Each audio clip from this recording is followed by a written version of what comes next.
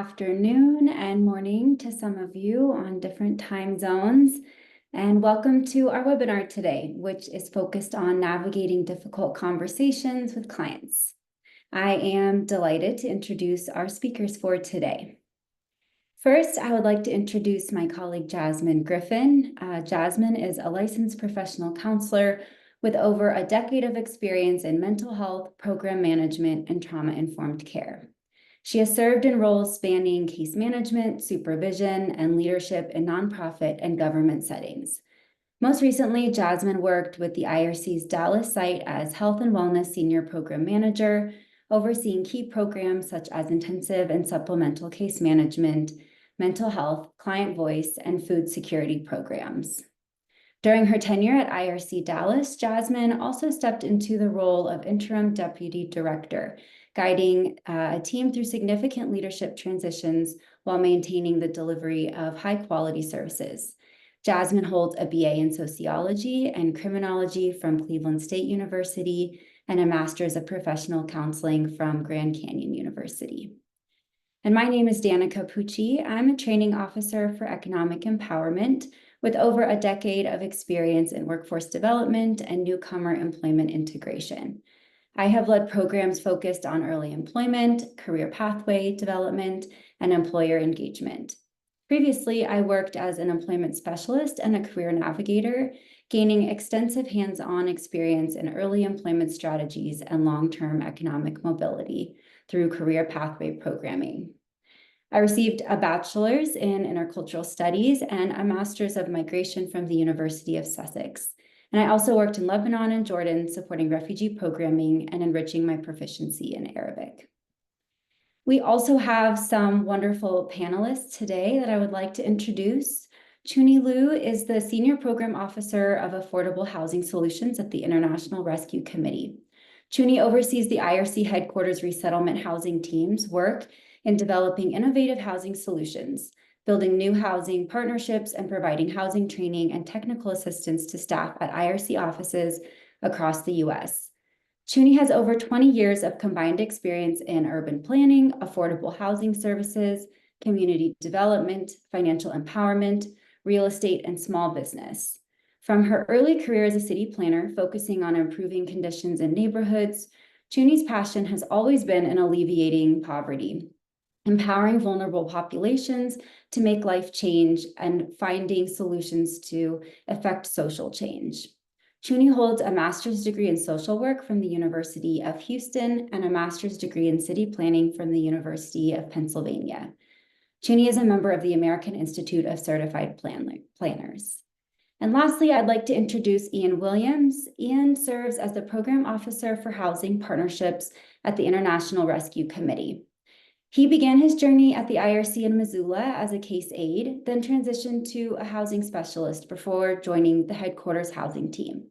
Ian is passionate about people-centered approaches and participatory actions in affordable housing, urban resilience, and natural resource management.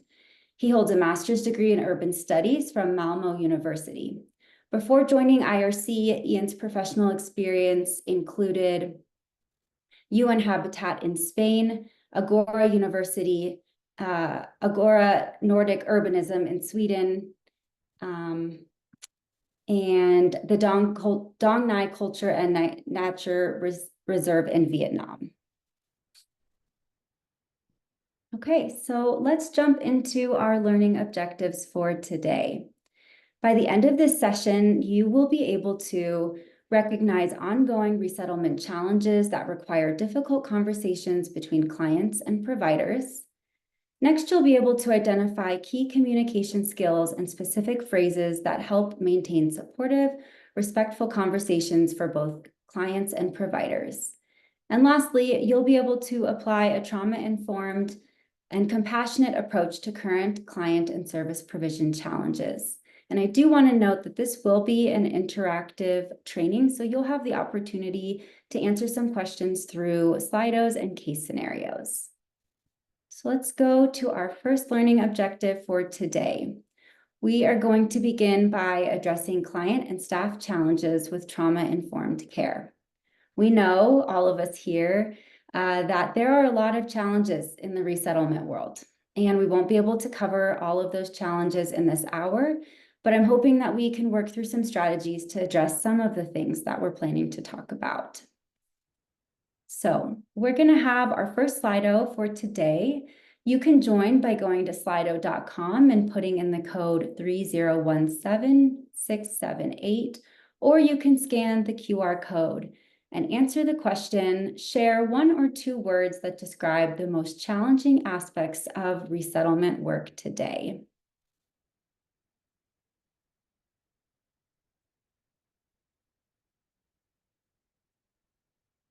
Blocked funds, yes. Uncertainty, I hear you. Misinformation, changing policies, funding is coming through as a huge one that many of you are experiencing across the country. Client vulnerability, yeah. Rent payments, feelings of helplessness. I'm seeing uncertainty, instability, fear, and funding as some of the ones rising to the top from all of you. And I think this is a perfect webinar highlighting these different challenges that you all are facing. Miscommunication, relocation, rental assistance, fear, a lot of fear happening.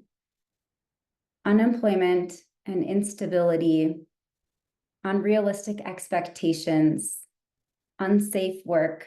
So many of these words are connecting to the topics today, and I'm just seeing a lot of the words coming through, and the challenges that you all are facing are challenges that are being felt across the country. Thank you so much for sharing your thoughts.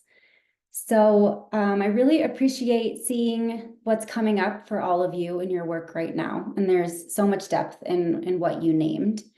And as we move forward, you may notice that some of the challenges that you shared, there's overlap in what we'll be speaking about today. And we're looking forward to digging into some of these topics more deeply. So these patterns we see across the country and across programs and contexts. So let's take a closer look.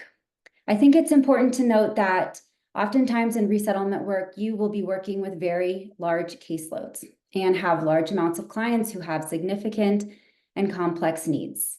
And working in this context and facing all of the challenges that you listed on the Slido can really complicate case management and strain the interactions you're having with clients. And these factors can lead to burnout, to a loss of meaning in work, and to compassion fatigue, and may lead to feeling overwhelmed or cynical, or even experience some sort of identity crisis. And compassion fatigue, it is accumulative in nature. It's a combination of burnout and trauma exposure, and it might lead you to start asking questions like, does my caring matter? Or can I keep caring in the face of such trauma and hardship? Does the fact that I'm here and I care matter to the clients and to the world? I experienced this as the war in Ukraine started, and I had just recently been working with a number of clients in Afghanistan during the crisis in Afghanistan, and I started asking myself this question: does it matter that I care, and does the work that I'm doing matter? And so I think it's a really common experience that service providers can face in the midst of so many challenges and complex caseloads and the strain and interactions that we have. Additionally, staff are at risk of high trauma exposure from secondary traumatic stress and vicarious trauma. And we'll talk more in depth about trauma in the next couple of slides, but I just did want to note that secondary traumatic stress is when someone starts to feel the emotional effects of another person's trauma. This can happen when you're hearing about someone's difficult experiences, especially over time, and it can lead to symptoms that look like post-traumatic stress disorder, or PTSD, such as feeling on edge or having trouble sleeping or feeling helpless. And lastly, vicarious trauma is deeper. It's more gradual in how you think about the world, yourself, and others. And it can affect your sense of safety, trust, or meaning, sometimes even your spiritual beliefs. It builds over time as a result of repeatedly hearing and witnessing other people's trauma, and that is something that I think many of us face in our jobs. Next, we'll see that our clients face many challenges in their resettlement journey as well. They experience economic and housing challenges as two of the most complex and persistent challenges that they face. And in this work, it's incredibly difficult to align what clients want and need with what's realistically available and accessible to them. And it's also important to note that housing and employment are deeply tied to safety and self-sufficiency, and both have a direct impact on a client's emotional well-being and overall sense of fulfillment. And unfortunately, these are also some of the toughest areas in resettlement. The affordable housing crisis makes it difficult to secure stable housing, and many clients struggle to access jobs that match their skills or offer opportunities for advancement. And on top of that, oftentimes the affordable housing that is available is very far from the jobs that people may be able to get. And so while we don't have full control over housing markets or job availability, today in this webinar, we are focusing on how we can support clients in navigating these barriers effectively and engaging in the difficult conversations that we all have with our clients about these topics. So as we talk about these challenges of high caseloads, risk of burnout, and barriers to employment and housing, it's really important that we recognize that trauma is deeply present often and woven throughout the challenges and experiences that you and your clients are facing. And trauma can affect and influence many aspects of a situation, experience, environment, and well-being in subtle but powerful ways. So let's take a moment to kind of frame what trauma is. There is no single definition of trauma. What one person experiences as traumatic may not affect somebody else in the same way. And this is especially important to remember when working with refugee clients. Everyone's experience and responses are different. And even though trauma looks different for each person, there are some common elements that can help us understand how it affects the people we work with and how we show up in response. So these common elements are that trauma may be deeply disturbing, frightening, or life-threatening. It may be outside of what we would consider as ordinary or normal. It also may result in feelings of being overwhelmed, helpless, or at someone else's control or mercy. And it may result in short-term or long-term negative physical and emotional, psychological, and/or spiritual impacts. So now that we've covered trauma and some of these challenges, I'd like to hand it over to Jasmine to take us into the next section. Awesome. Thank you, Danica, for getting us through that first objective, recognize. So we'll now get into objective 2, identify how we can have difficult conversations with clients. So to get us started with this objective, let's start off with another Slido. So if you can pull your phones back out or log back in. What is one challenge or difficult situation you've encountered recently while speaking with clients?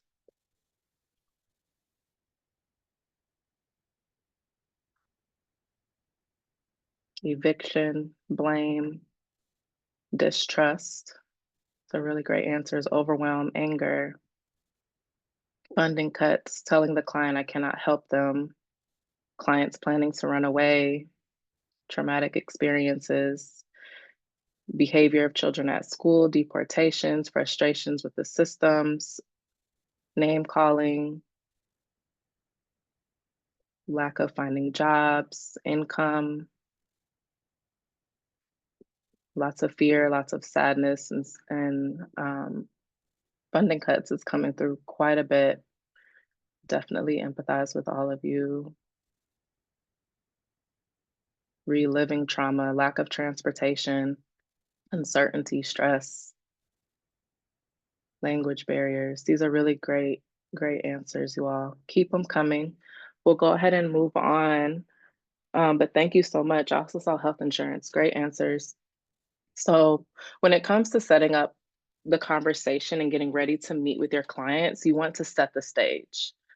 This honestly first starts with you preparing yourself. This could look like blocking off some time before the client session to ensure that you have a clear mind for the conversation, especially if you know this may be one of your more difficult clients. So when you set the stage before the client arrives, be sure to go into the client meeting room you're planning to meet with them in. Make sure it's clean, comfortable, and available. I've experienced many times as a caseworker walking into a client meeting room with trash, toys, books left from the previous caseworker's meeting. And so be sure to check on that before the client arrives. When the client does arrive, you can offer some water, ensure they're comfortable in the room, and check in with them.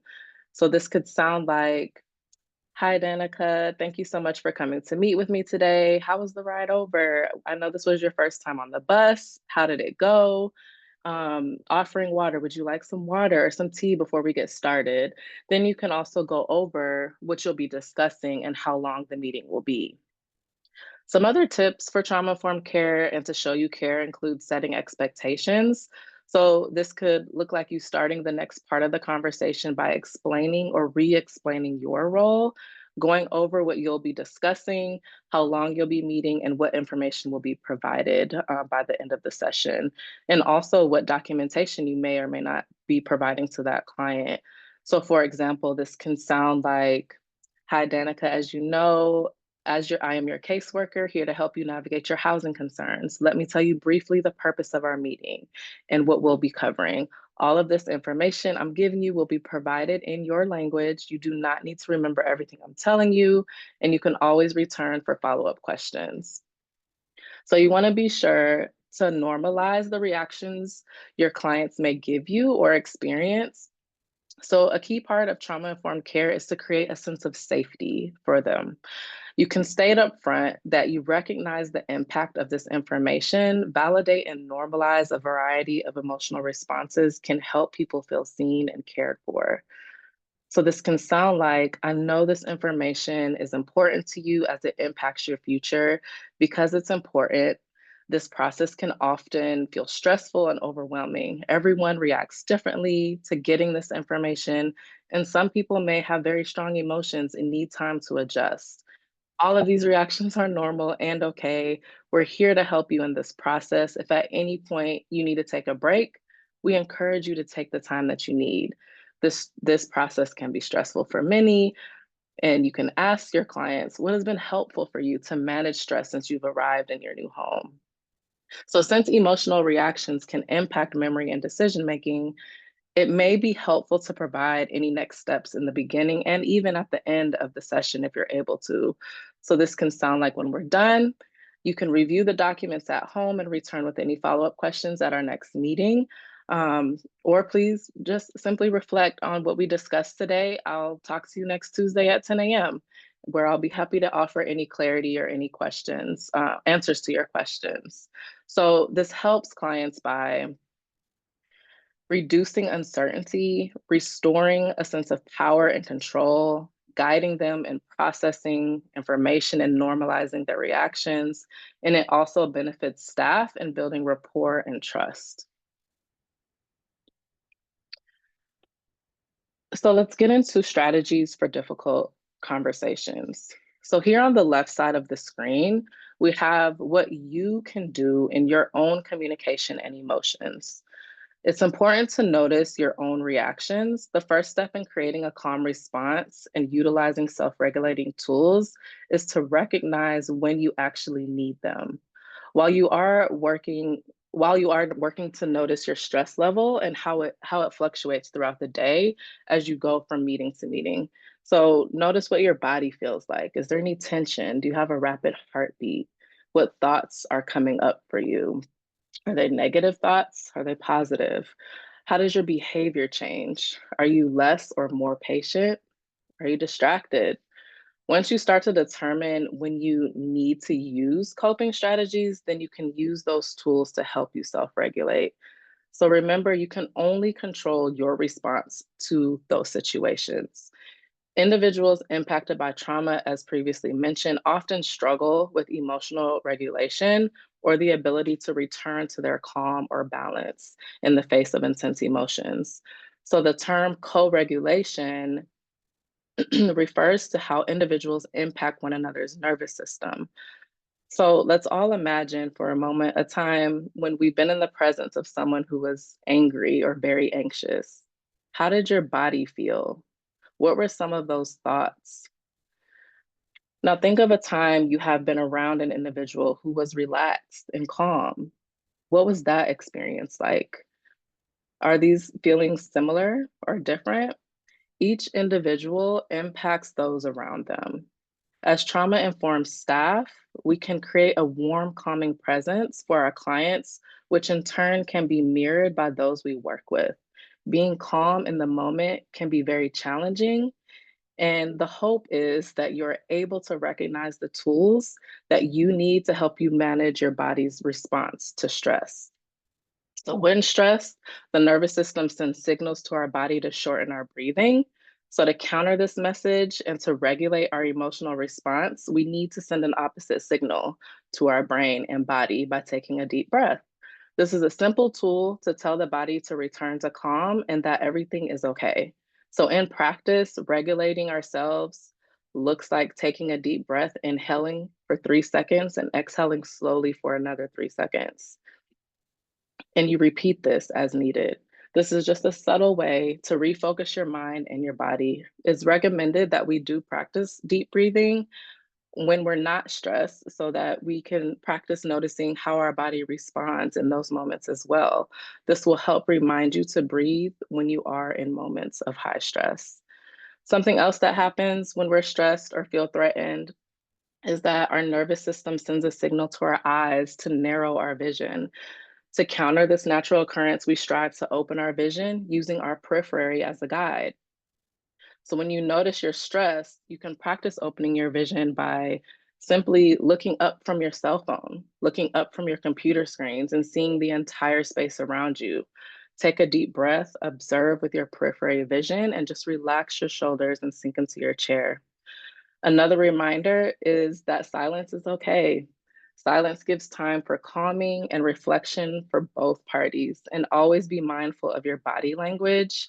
Maintain appropriate distance. Try to stay open and respectful to your clients, um, and respectful. So, on the right side, we have how you can talk and address the client.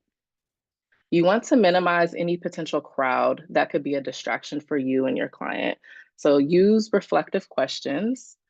This can sound like, I think I understand, but can you rephrase XYZ so I can understand better? This gives you time as the service provider, time to think, clarify, calm down, and ensure a mutual understanding. Notice your paraverbals. This is the tone and pitch and pacing, the volume and speed of your voice. Think about how you might say what or okay that could change based on the tone or the context. And then lastly, in the middle, we have strategies always available to us before, during, and after a difficult conversation. Staff should never feel alone in their work. Should you feel overwhelmed, stuck, or concerned for your or other safety, there are several clear steps that you can take to seek support. If you get stuck, ask your supervisor for support. This can be done by being open with the client about needing to seek support, or if you feel this would increase harm by stepping away, you can proactively reach out to your supervisor before the client session. So if you're anticipating the conversation going sideways before the clients arrive, invite your supervisor to the meeting so they're already there, or ask your supervisor to be on standby in case the conversation does go sideways. I know when I was a supervisor, this would happen quite often, and I would just take my laptop down to the client meeting room, work from a little chair outside, and just be on standby for my caseworkers so they knew where to find me. So throughout all of this, ensure you're updating the client by seeking permission from them as well. This can sound like, I want to make sure I'm supporting you the best way we can. I think it would be helpful to have my supervisor answer some questions. Do you mind if I include them in our meeting today? Or you can say, I want to be sure I'm giving you the correct information. I'm going to step away for a quick 5 minutes to confirm this with my supervisor. And then you can use that time as an opportunity to speak to your supervisor and return collaboratively with them with a problem solving approach, or alone more confidently.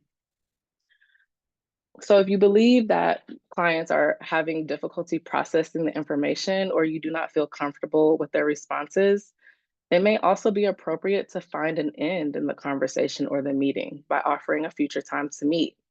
So this can sound like it can be difficult to take all of this information in during one sitting. Would it be helpful to take a break and schedule a follow-up conversation? When clients get overwhelmed and they're feeling, or you're feeling like they're not engaging in the session productively, you can also say, client, you are understandably upset and this discussion isn't productive. You're welcome to come back to our office tomorrow. Lastly, we have make referrals. Be sure to refer to additional supportive programs and explore the client's interest in additional supports, normalizing the use of additional supports to help you manage stressful situations. So for example, you can say, as we talked about earlier, this information can be difficult to process and it's normal to seek support. Would it be okay for me to provide some resources that have helped other clients?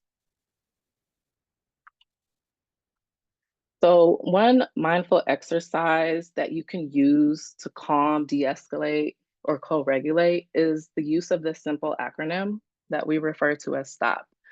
This can be used when feeling stressed or overwhelmed. In this context, the S stands for stop or slow down. T, take a breath. O, observe your body, your thoughts, your surroundings. And then P, proceed mindfully. One thing I like to use personally is doing this in the bathroom where no one else can go with you, or they shouldn't, right? So going in the bathroom, checking in with myself, deep belly breathing, observing my thoughts, and reframing as needed. And then I return back to the task or meeting that I have.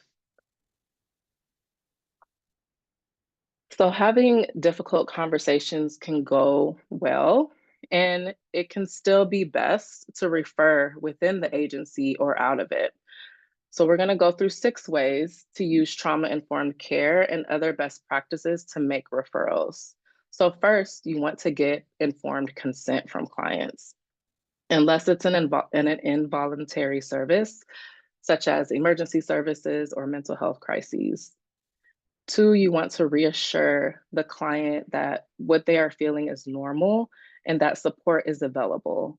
So this can sound like many people may experience feeling frustrated, overwhelmed, or having a lot of sadness, a lot of worries, bad memories, and too much stress because of the challenges of resettling in the United States. I want to reassure you that this is normal and support is available. 3, acknowledge clients' strength and courage in surviving difficulties and coming to a new country. So you can say, surviving war, having to leave one's home country, and moving to a new place takes a lot of strength and courage. Even though these times are stressful and may feel overwhelming, I believe you will get through this difficult time. 4, explore cultural understandings and the client's view of what treatment may entail. So you can say, I want you to know you're not alone. There are others who are going through similar situations to you right now, and I would love to hear if you have any ideas about what may be helpful for you. You can also ask what might make the client feel better by saying, what might make you feel better? What has worked for you, since you've resettled in the US or since you've been in your new home? How do you normally handle these types of emotions? Number 5, offer education and resources, especially information about mental health and psychosocial support services. So if a mental health referral is necessary, for an external referral, you might say, in our community, we have a professional health worker named Zainab who can support you with these types of symptoms or difficulties. For an internal referral, you can say, at our agency, we have a trusted staff person named Danica who can support you with these types of symptoms or difficulties. And then you can add, in addition to the healing and connection we get in the community, extra support can be helpful. If any of these symptoms make it hard for you to do what you need to do each day, this could benefit you. It's so important to normalize the mental health and psychosocial support services available to our clients. You can even say something to your clients like, lots of people I know have gone through similar things to what you're describing right now. They have felt better after talking to someone about these experiences. In the US, talking to a counselor, a therapist, or a mental health worker does not mean that you're crazy. This person is a type of healthcare worker who will listen to you, provide guidance or support, and may help make things better. Also, be sure to describe confidentiality in those spaces. So that can also sound like the things that are discussed with the counselor, therapist, or mental health worker are kept private. That means they cannot share the information with anyone else unless you give permission.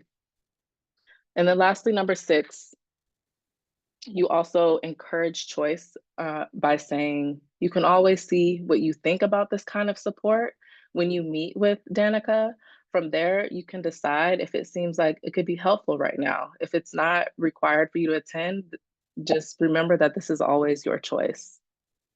So be sure to answer their questions and take time to hear out their concerns. Get support or follow up if you don't have all the answers. And finally, you always want to circle back and seek consent again. So you can say, I'm going to take down your information and I'm going to share it with Danica. Do I have your permission to proceed?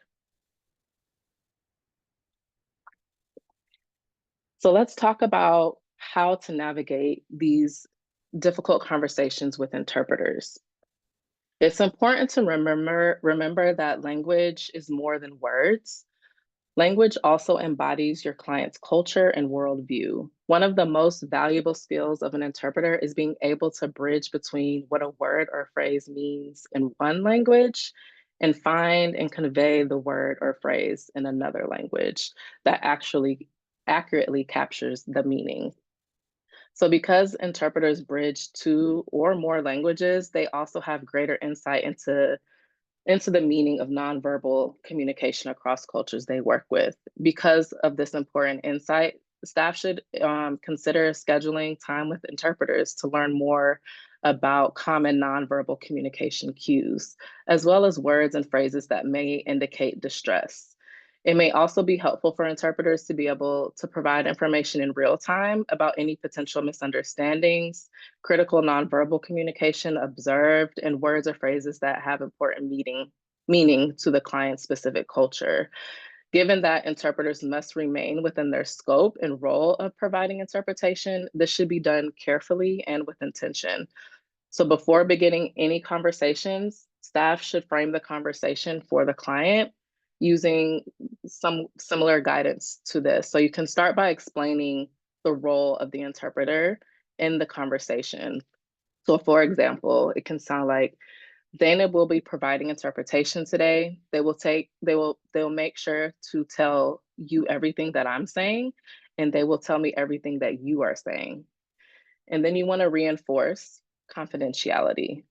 This can sound like, everything that you say to me and the interpreter is confidential. Neither the interpreter nor I can talk about what is discussed here with anyone else, unless it is needed to further process your case or unless someone is going to harm themselves or another person.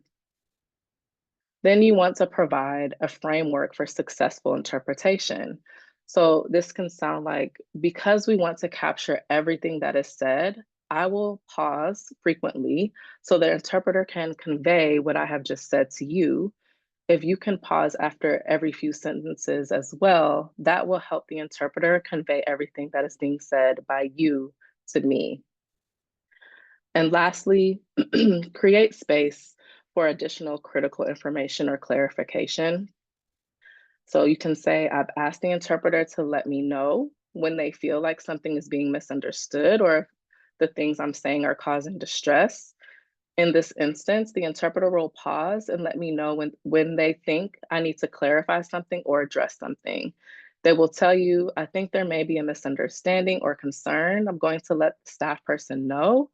After the interpreter makes me aware, I will have a conversation with you to address any possible misunderstanding or concern, but everything will still be interpreted.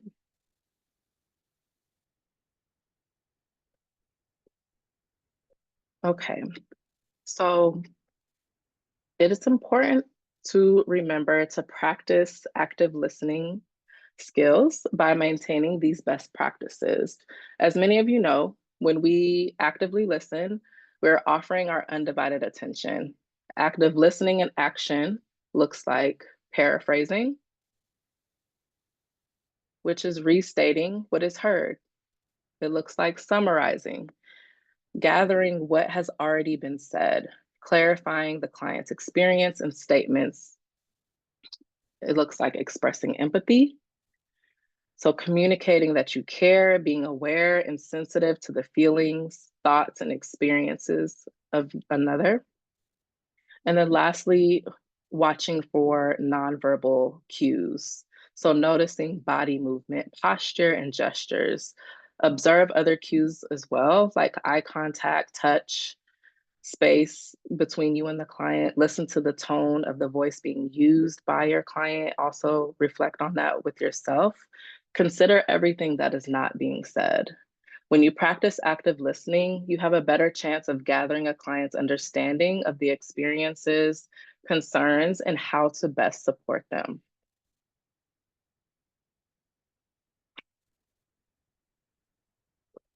Okay. Having difficult conversations includes setting boundaries. Boundaries are limits on staff behavior that ensure appropriate, safe, and effective interactions. When we think about boundaries, consider professional boundaries, staying within your scope and your role of work. Relational and personal boundaries. This is a reminder that we do not and should not have any personal relationships with our clients. These are considered dual relationships. Avoid favoritism or unequal treatment of clients. Do not form any friendships with clients. Don't give out your personal number. Use your work phone number only. Remember that these types of professional relationships may be new to clients, so we should model that for them on how to set professional boundaries. Physical boundaries, being considerate of personal space, no casual touching. Another reminder, sexual relationships are prohibited. While these other types of boundaries are related to the client case manager relationship, you should also consider your own personal work-life boundaries. So it's important to take care of yourself. We'll talk a little bit more about this a little bit later in the presentation, but generally, this includes taking time off when you need it, for rest and relaxation, receiving adequate on-the-job training, requesting additional training if you need it, discussing your workload with your supervisor, and monitoring your own personal safety. So boundaries are crucial for many reasons, and they directly support trauma-informed care principles. So why are boundaries important? They help us build trust and safety. Boundaries establish trust and a sense of safety for our clients. They aren't just consistent with trauma informed care, they are a core part of it. They ensure consistency and quality. Boundaries help ensure clients receive consistent and high quality services. Empowering clients. We set clear limits. You empower your clients. You take ownership of their own progress, aligning with strengths-based approaches. They reduce harm. Boundaries are about safety, both for clients and for service providers. Additionally, boundaries provide legal protection. Strict boundaries help you stay within ethical and legal constraints, particularly around sensitive issues like relationships with clients. Prevention, they also prevent staff burnout. Boundaries help you avoid overextending yourself, preserving your energy and effectiveness in the long run. In your role, boundaries are essential for fostering professionalism and equity. Clear boundaries establish an atmosphere of trust and respect between you and your clients. They reinforce the professional nature of your work, keeping interactions focused and effective. Boundaries ensure that all clients receive consistent treatment, avoiding perceptions of favoritism, and boundaries protect your personal time and energy, helping you maintain sustainability in this field.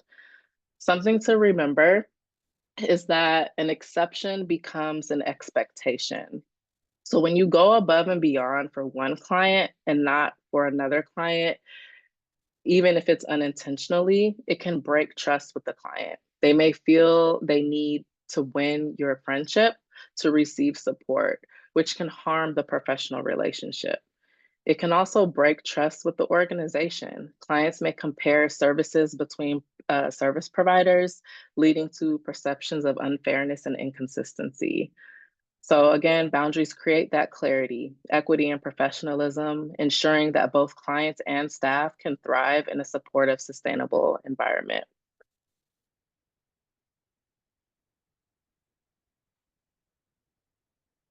Okay, when setting boundaries, it's crucial to be clear and concise. Avoiding the topic can lead to misunderstandings. So on this slide, we have six clear steps that we're going to go through, and ensure that your clients understand why behind you establishing those boundaries.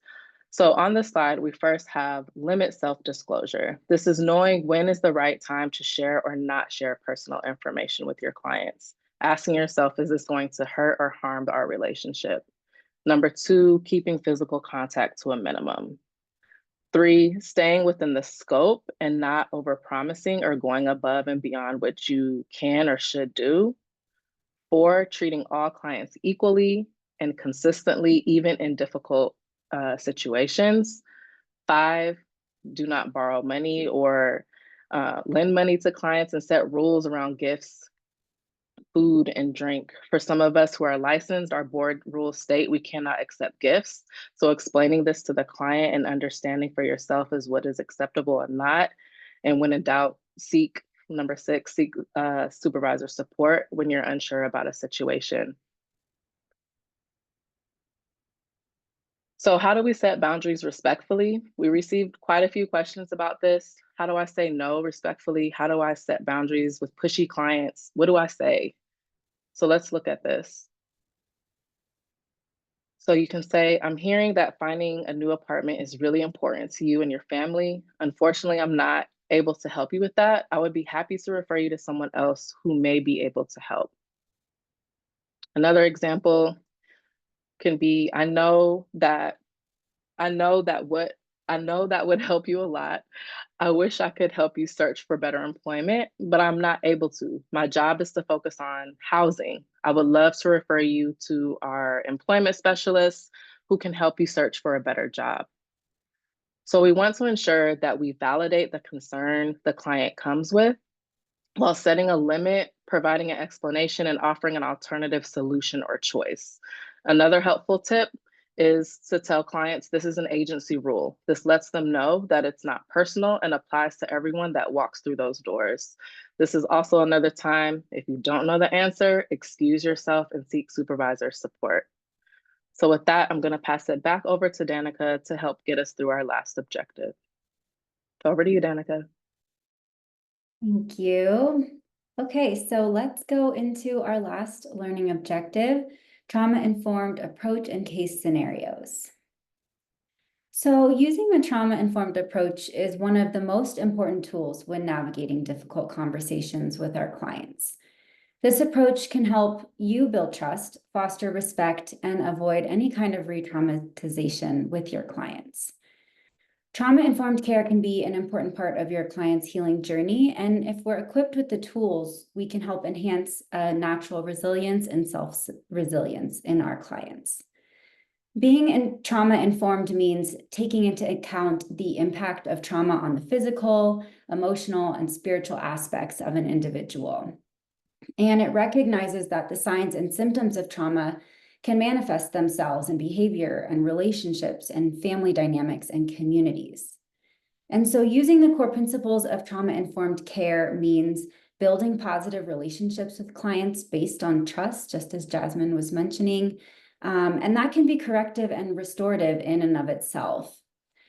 The core principles of trauma-informed care also means working to level the power differential by respecting the lived experiences of clients and ensuring that the relationship is collaborative to support shared decision-making. It also means maintaining and supporting a holistic view of clients that understands and supports their interrelated nature of emotional, physical, relational, and spiritual well-being. And most importantly, it seeks to not trigger or re-trigger the trauma. So as we know, and we've talked about, trauma is extremely prevalent for the newcomers that we're working with. And so a trauma-informed approach needs to be fully integrated into how we serve and how we communicate and how we structure our programs. And there are some concrete benefits of trauma-informed care approach that are benefits for our clients and for us as staff. So first, trauma-informed care helps improve client engagement and services and leads to stronger outcomes. When we recognize the impact trauma has on somebody's thoughts, behaviors, and decision-making, we're better able to meet them where they are. And this reduces distress and helps clients feel safe. Safety is such an important part of this, as you've seen through the previous slides. And it in turn supports their ability to cope and to move forward. So to do that effectively, we need to have an understanding of the places trauma may be showing up. Second, this approach fosters safer environments for everyone. So when clients feel more secure, when they're not experiencing trauma triggers through services, staff will also benefit. Working in trauma-informed environment means that staff are more likely to feel psychologically safe, supported by the leadership, and empowered to set those boundaries that Jasmine was talking about.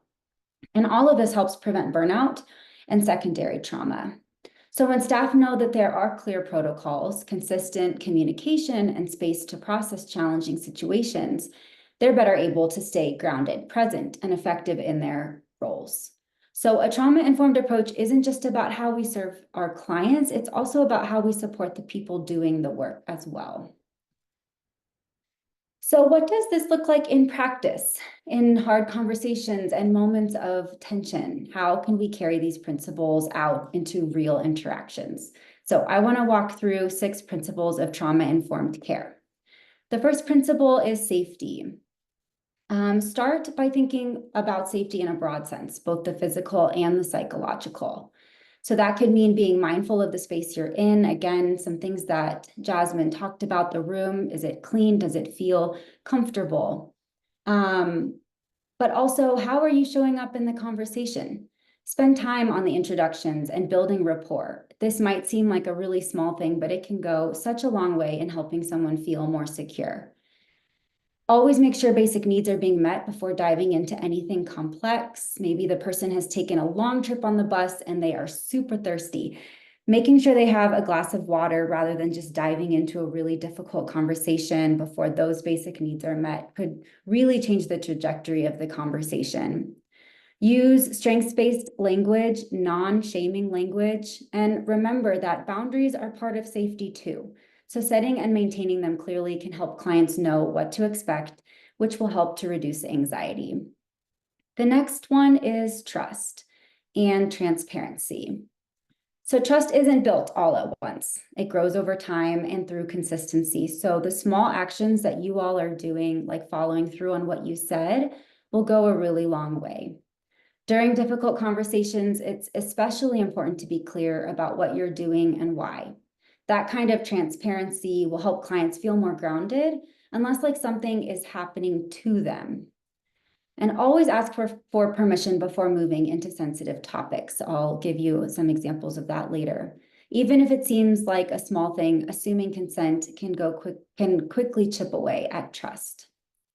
The third principle is peer support. So we don't have to carry the work alone, and neither do our clients. This is a really powerful principle.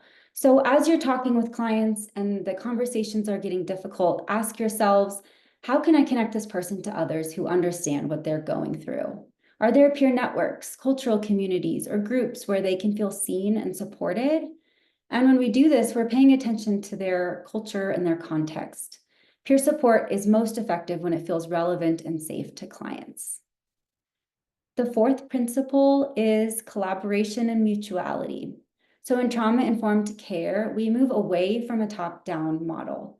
Clients are the experts of their own lives, and our role is to ask, to listen, and to invite their voice into the process. Shared decision-making, where the client is a partner, not a passive participant, helps level those power dynamics. And even small moments of choice or input can shift the tone of an entire conversation. The fifth one is empowerment, voice, and choice. So we want to create space for clients to speak, to choose, and to recognize their own strengths. And that might mean offering options instead of directives, or pausing to understand a family's perspective before suggesting a next step. And at the heart of this is respect, trusting that each client has something valuable to contribute to the conversation. And lastly is cultural and contextual issues. So trauma is shaped by culture, identity, and lived experience. So it's important to avoid assumptions and be aware of how culture or past experiences may shape a client's response. So I want to share a few tips and tricks of things that you can say and not say in some of these difficult conversations. So the first one is maybe you respond to a client by saying, I got through it okay, so will you. Everyone has to do this. Rather, maybe a trauma-informed approach would say, many clients we support have experienced what you're experiencing. We know it's hard, and we're here to help you navigate this difficulty. So even if you've seen these trauma responses or you've experienced them yourself, you can't invalidate what the client themselves has gone through and is feeling.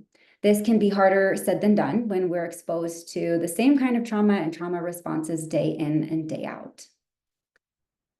The second one is maybe you want to say to a client, I already told you about this benefit ending. I know this can be a really frustrating situation, but a trauma-informed response might be, no problem. I can explain again. Unfortunately, your services in this program are now coming to an end. So I think it's important to remember that trauma can lead to lapses in memory and understanding. So it's important to be patient when clients forget or are having trouble retaining and fully understanding the information. The third example is responding with disrespectful language or shouting. Rather, you can say something like, I cannot continue this conversation if you are disrespectful. This is one of our agreements in the client rights and responsibilities. I'm sorry you're feeling discriminated against. I would love to speak more about your concerns calmly. So I think that's really setting into place the stop method that Jasmine shared and some clear boundaries. And the fourth one is all refugees do this for survival. They are just manipulating me and my team. Rather, a trauma-informed response would be, clients may need resources to meet their immediate needs and may be unsure of whom to trust. So resist thinking that clients' behaviors are manipulative. It's a really important one. So now we are moving into the interactive part. You can prepare to have your Slido ready, and I'm going to read a case scenario where we'll have the chance to apply some of these ideas, principles, and strategies into a case scenario. So this is the case scenario of Miguel, Signola, and Esperanza. Miguel, Signola, and their daughter Esperanza, who's 19, are from Cuba. They arrived in the US 2 months ago. Miguel was an accountant in Cuba, and Signola worked at a restaurant near their home. Esperanza is determined to go to school and has told their caseworker that she does not want to work. Miguel wants to work, but only in an accountant job to avoid wasting his education and experience. Over the last 2 months, his employment specialist presented him a few entry-level positions that he turned down. Signola was also offered two job interviews, but turned them down. The family is nearing the end of their employment service period with no job prospects in sight. The family is distressed and angry and begins telling the case manager that they need to do more for them. So, in light of this case scenario, I would love for you all to describe how you would use a principle of trauma-informed care to respond to the family's distress and anger.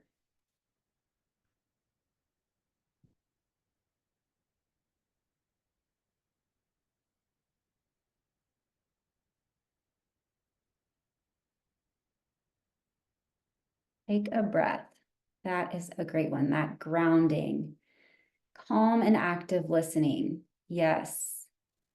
Acknowledging the difficulty of the situation. Yes, I love that one. Really validating that.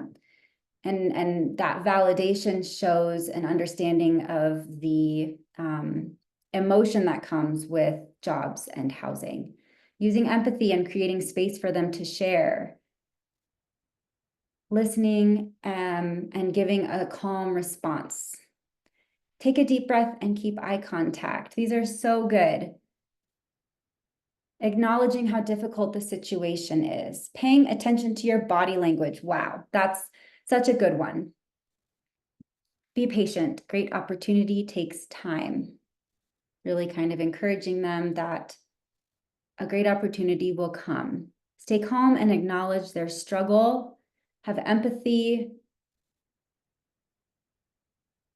Potentially, if you're feeling like supervision support would help, use the stop method and calmly share with your client that you'd like to invite somebody in. Calm responses and be patient.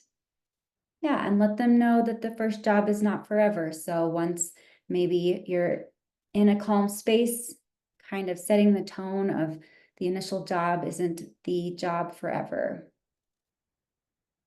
And encouraging more exchange with other immigrants who are here longer to learn from their journey, so that peer support. Amazing. We're going to move on to the second question.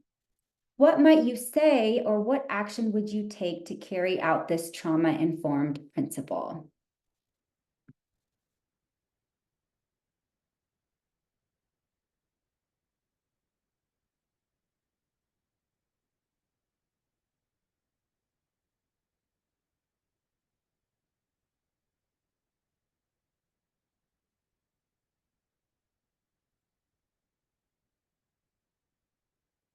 Leave space for silence.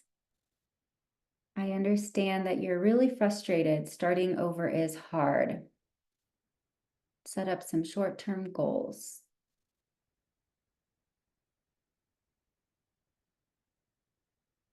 I love that one. Offer to write down together the tools that they can use after the service period ends. So really kind of bringing in their voice and that collaboration.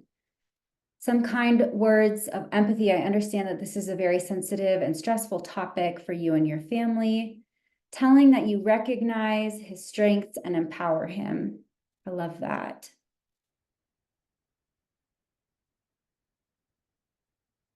Understand that this can be difficult.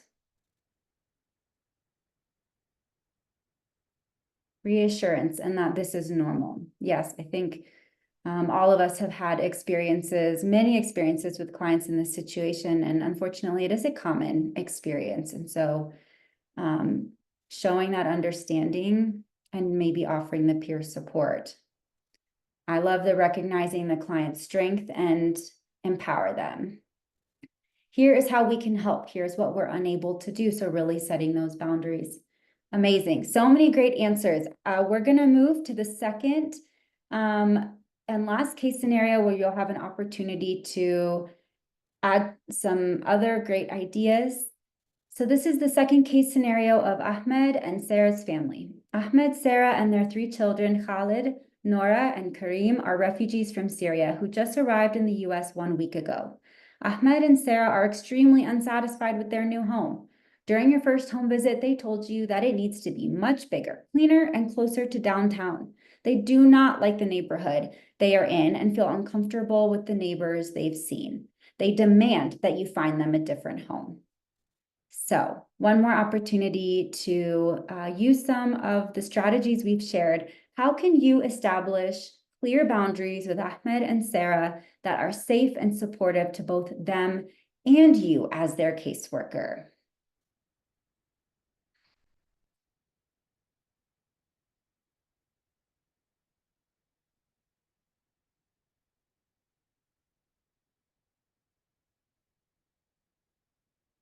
Explaining the why to how they were placed in the house. So yeah, giving some context for the process of why that house was selected for them.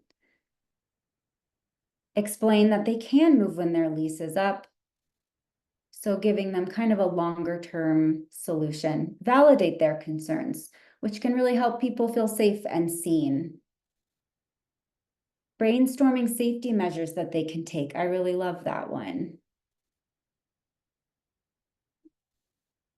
Yes, kind of level setting. This is a stepping stone while also at the same time understanding and validating their experience.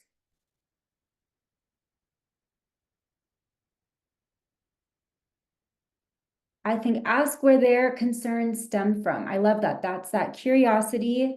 It's the active listening and really giving an opportunity to hear what are they afraid of and how can we then work together to talk through that. Provide more information and validation of their concerns. And then maybe offer to consider some potential solutions while maintaining the sense that this is a challenging situation.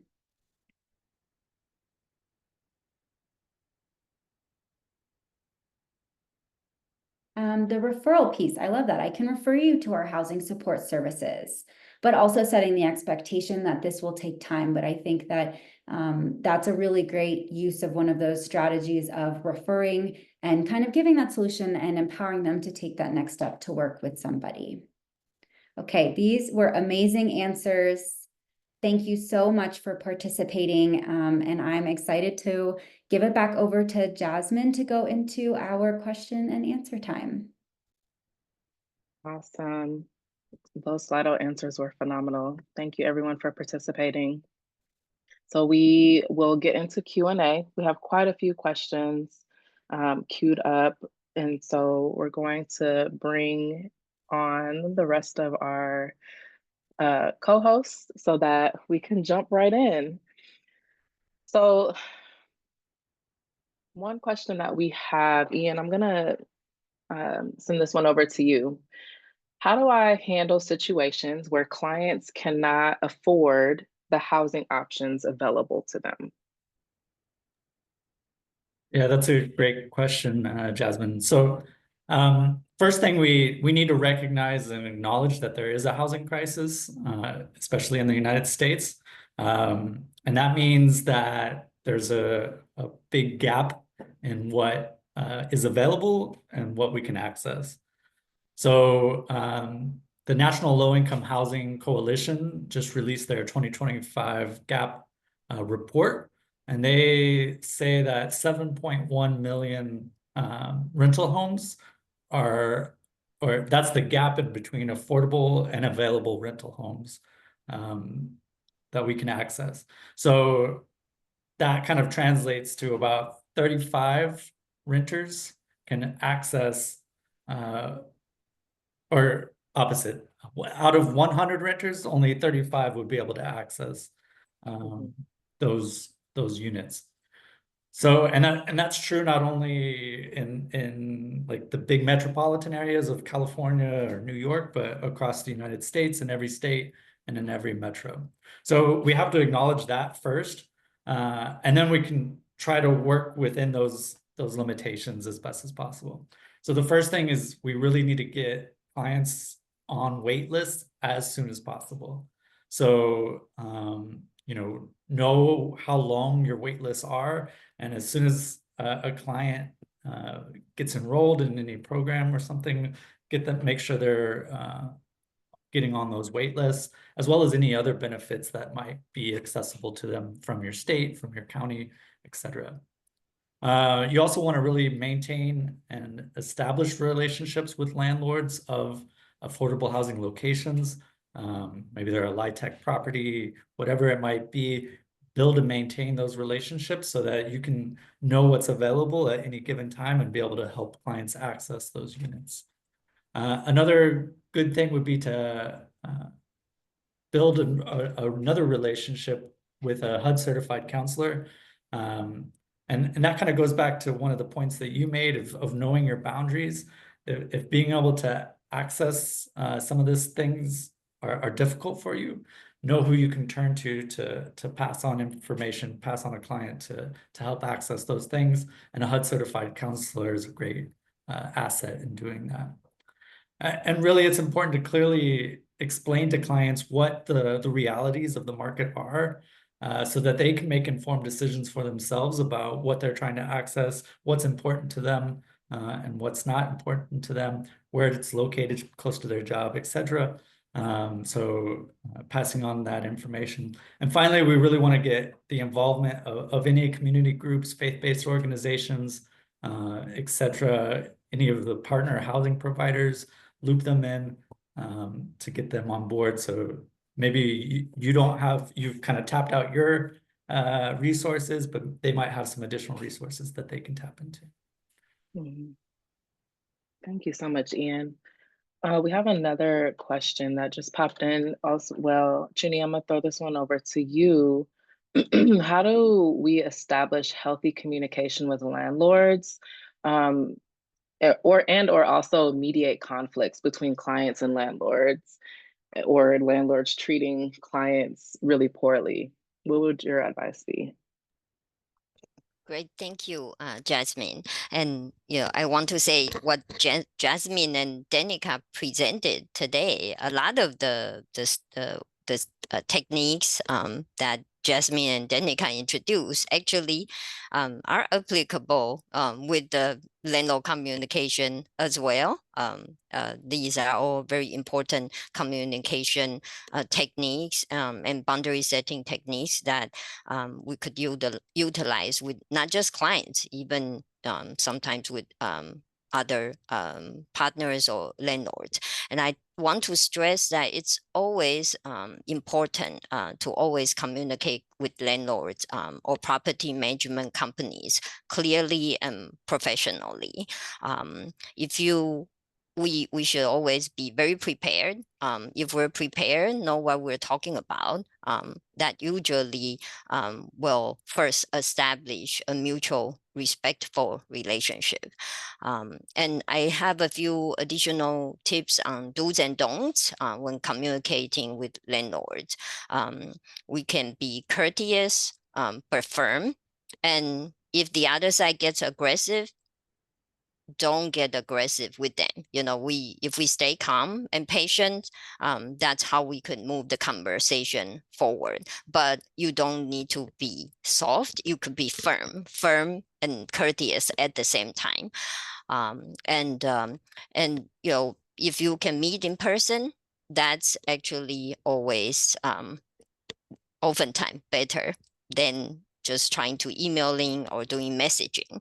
And of course, you need to base this also on how much you know about the landlord, right? If the landlord is kind of going across the boundary and being really aggressive, you may want to change your strategy. But in general, landlord, they are business people.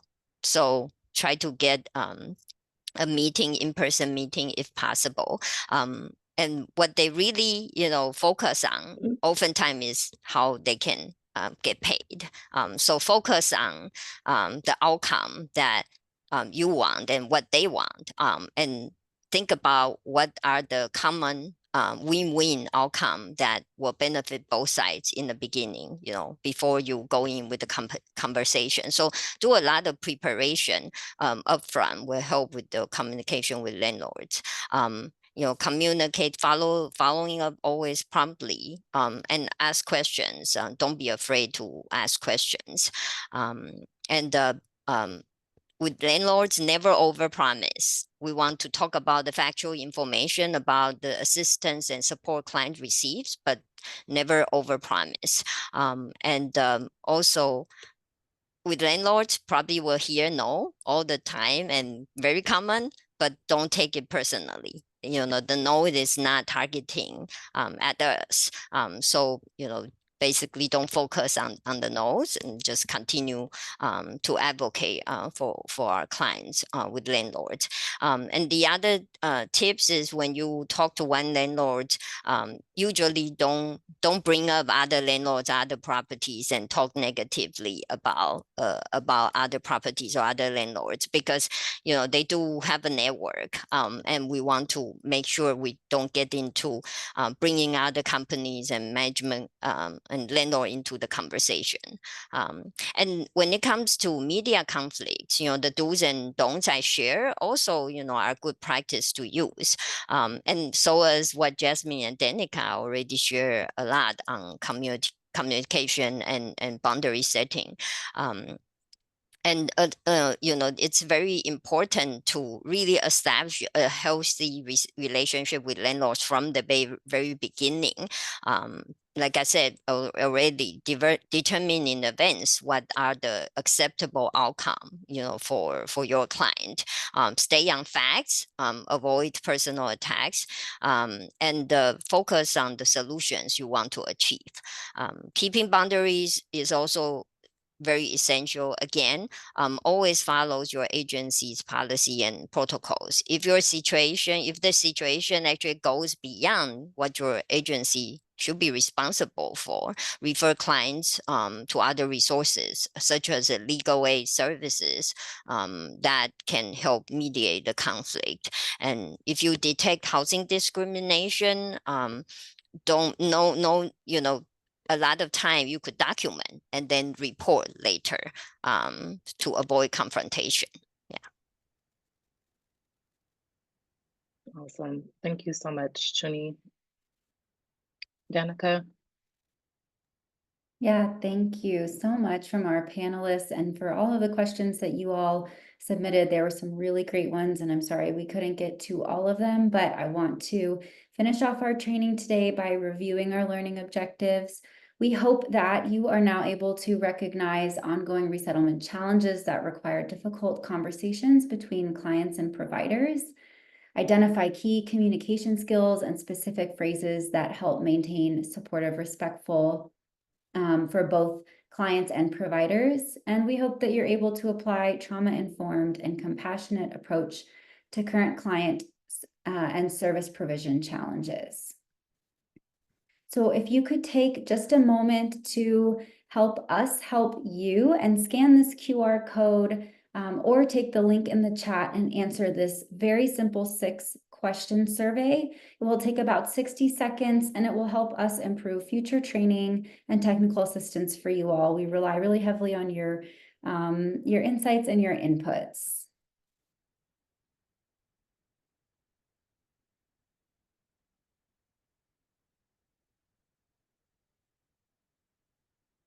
We have some really wonderful resources to recommend to you all. These will be shared out as well. We have guides and webinars and tools and videos for you all. We've curated a list that is specific to this topic, and we hope that you all will look at them and that they'll be useful and supportive for the work that you're doing.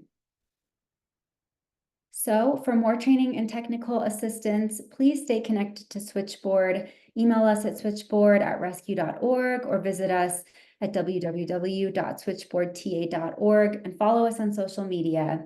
And on behalf of all of us at Switchboard, thank you so much for learning with us, and we hope to see you all again soon. Bye.